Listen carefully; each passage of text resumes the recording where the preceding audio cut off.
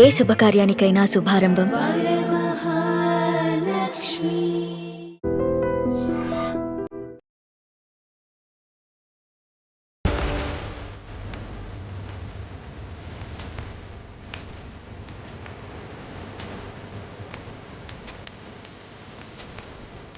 నమస్కారం, welcome to iDream. నేను మీ సంగీత. ఒక వరుడు వధువుకి ఎదురు కట్నం ఇచ్చి మరీ తనను పెళ్లి చేసుకోవడం జరిగింది. పెళ్లి చేసుకున్న ఒక్క 5 నిమిషాల్లోనే పెళ్లి మండపంలో అమ్మాయి కనిపించకుండా పోయింది. అసలు ఏం జరిగింది అనేది మనం ఒక్కసారి తెలుసుకుంటే, ఇది ఉత్తరప్రదేశ్లో చోటు చేసుకున్న సంఘటన. ఆ అబ్బాయికి ఆ అమ్మాయి చాలా నచ్చింది. నచ్చిన వెంటనే నాకు ఎలాగైనా సరే నాకు కొంచెం డబ్బులు కావాలి, నాకు ఆర్థిక పరిస్థితి బాగాలేదు అని అంటే నేనే ఎదురు కట్నం ఇచ్చి నేను పెళ్లి చేసుకుంటాను అని చెప్పడం జరిగింది. ఇంకా కుటుంబ సభ్యులు కూడా చాలా అందమైన వైఫ్ని జీవితంలోకి వస్తుంది అని చెప్పేసి అనగానే తనకున్న 3 ఎకరాల భూమిని అమ్మేసి మరి ఆ అమ్మాయికి నగలు అదేవిధంగా శారీస్ చాలా వరకు కొనిచ్చడం జరిగింది. దాని తర్వాత పెళ్ళైపోయింది. పెళ్ళి చేసుకున్న ఒక 3 ముళ్ళు వేసిన ఒక్క 5 నిమిషాలలోనే అమ్మాయి ఆ పెళ్లి మండపంలో కనిపించట్లేదు. ఇంకా అబ్బాయి చాలా కంగారు పడిపోయాడు. అదేంటి ఇప్పటిదాకా నా పక్కనే ఉంది కదా, ఎక్కడ కనిపించలేదు అని చెప్పేసి దాదాపుగా కొన్ని గంటల పాటు వెతికిన తర్వాత ఎక్కడ ఆచూకీ తెలియకపోయేసరికి ఇమీడియట్గా వారు దగ్గరలోని పోలీస్ స్టేషన్లో అప్రోచ్ అవ్వడం జరిగింది.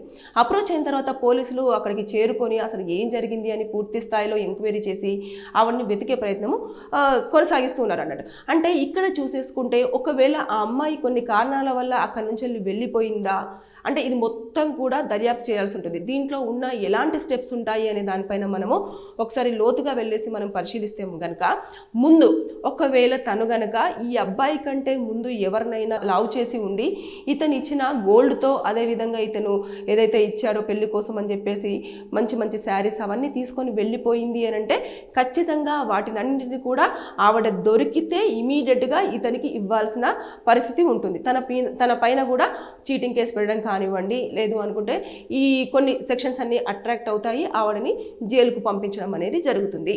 లేదు నేను నాకు భయం వేసింది, లేదు అంటే నేను కొన్ని కారణాల వల్ల వెళ్ళిపోవాల్సి వచ్చింది, నాకు ఇలా జరిగిందని సమ్ రీజన్స్ చెప్పేసి నేను నీతోనే కలిసి ఉంటాను అంటే మాత్రం ఖచ్చితంగా తను ఆ స్టేట్మెంట్ ఇవ్వాలి. స్టేట్మెంట్ ఇచ్చేసి నాకు అంటే కరెక్ట్ రీజన్ చెప్పాలి. దాంతోపాటు పోలీసులకు ఆ స్టేట్మెంట్ ఇచ్చిన తర్వాత దాన్ని బేస్ చేసుకొని ఆ అబ్బాయి ఒప్పుకుంటే అప్పుడు అతను ఆ అమ్మాయితో జీవించడానికి ఉంటుంది. లేదు ఇంకా ఎలాగైనా సరే ఈ అమ్మాయి తను వదిలించుకొని వెళ్ళిపోవాలి, ఎక్కడో హైడ్ అయిపోయింది అని చెప్పేసి అంటే ఇంకా పోలీసులు అవన్నీ మొత్తం స్ట్రేస్ చేసి తీసుకొచ్చేసి తన మీద ఇలా కేసులు ఫైల్ చేసేసి అడల్టరీ కింద కూడా చూపించేస్తూ ఆవిడను పనిష్మెంట్ చేసే అవకాశాలు ఉంటాయి.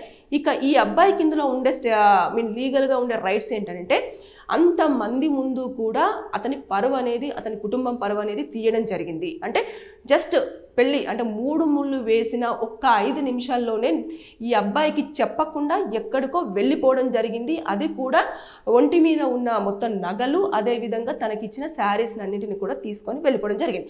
కాబట్టి అక్కడ కుటుంబ పరువు పోయింది. కాబట్టి డెఫమేషన్ కేసు అనేది ఫైల్ చేసుకోవడానికి అతనికి చాలా వరకు స్కోప్ ఉంటుంది. ఇక ఏదైతే ల్యాండ్ అమ్మేశాడో దానికి సంబంధించిన డబ్బులన్నీ కూడా తినకే కేటాయించాను, ఎదురు కట్నం ఇచ్చాను అని చెప్పేసి అంటున్నారు కదా. అంటే ఒకప్పుడు ఉండేది కన్యాశుల్కం అని చెప్పేసి, అలాంటివన్నీ ఇప్పుడు చోటు చేసుకునే అవకాశాలు ఉన్నాయి. అంటే ఆ అమ్మాయి అందంగా ఉంది, అంత బాగుంది అని చెప్పేసి ఈ అబ్బాయికి పెళ్ళవట్లేదనో లేకపోతే ఇంకేది పర్సనల్ రీజన్స్ మనకు తెలియదు, కానీ పాపము ఉన్న 3 ఎకరాల భూమిని కూడా అమ్మేసుకునేసరికి అమ్మాయి లేదు, భూమి లేదు, అసలు ఏమీ లేకుండా పోయింది. సో ఇవన్నీ కూడా అతను చూపించేస్తూ అప్పుడు అతను కేసు ఫైల్ చేసుకుంటే మాత్రం ఖచ్చితంగా న్యాయం జరిగే అవకాశాలు ఉంటాయి. ఆ అమ్మాయి దొరికితే మాత్రం ఖచ్చితంగా డబ్బులు తీసేసుకోవడము, ఆ నగలు తీసేసుకోవడము ఏదో ఒకటి ఉంటుంది. ఇక దాంతోపాటు మ్యారేజ్ చేసుకొని ఇలా వేరే వాళ్ళతో వెళ్ళిపోయారు అంటే అతను దీన్ని గ్రౌండ్ పాయింట్గా చూపించేసుకొని కూడా డివోర్స్ అప్లై చేసుకోవడానికి చాలా వరకు స్కోప్ ఉండే అవకాశాలు ఉంటుంది. అంటే ఇలాంటి మోసాలు కూడా జరుగుతున్నాయి. అమ్మాయిలు ఎక్కువ మంది ఏం చేస్తున్నారు అంటే పెళ్లి వరకు ఓకే ఓకే ఓకే అంటున్నారు. పెళ్లి తర్వాత మొన్న రీసెంట్గా చూసుకుంటే కూడా ఒక అబ్బాయి పెళ్లి తాళి కట్టాడో లేదో ఎవరో ఒక అతను వచ్చేసాడు, అతన్ని కత్తితో పొడి చేసి అక్కడి నుంచి వెళ్ళిపోతే ఏదైతే డ్రోన్ కెమెరా ఉంటుందో మొత్తం వెంటాడి మరి అతన్ని పట్టుకోవడం అనేది జరిగింది. అది మనం చూసాం.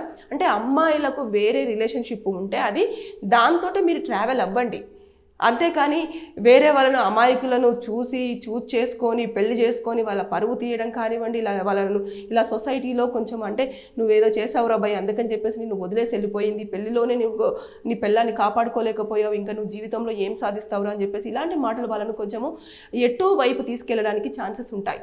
కాబట్టి ఎప్పుడైనా సరే క్లారిటీ మెయింటైన్ చేస్తే మాత్రం ఇలాంటి సంఘటనలు చోటు చేసుకునే అవకాశం కూడా ఉండే ఛాన్సెస్ ఉండవు.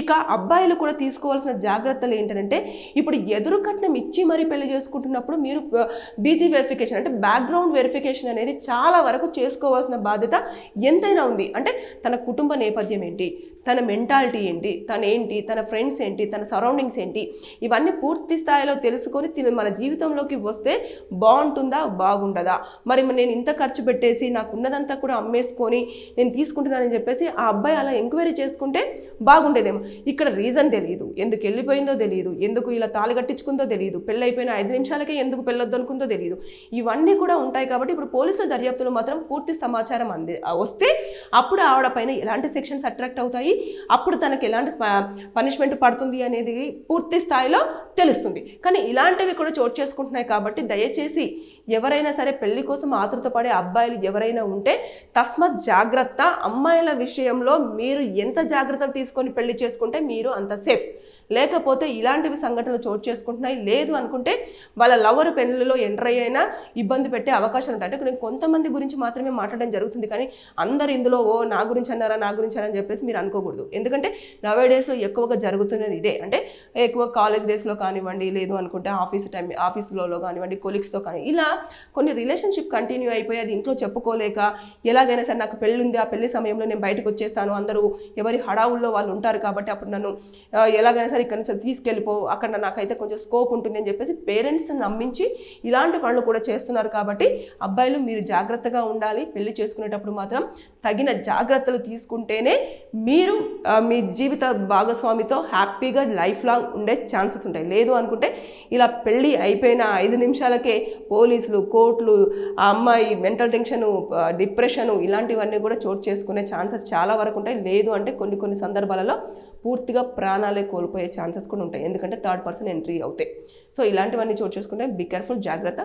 Thank you. And for more videos, please subscribe to iDream. Please subscribe to iDream. Please subscribe iDream. And please subscribe to iDream. For more videos, subscribe to iDream. please like, share and subscribe to the channel. Congratulations, iDream. Subscribe to iDream. Subscribe to iDream.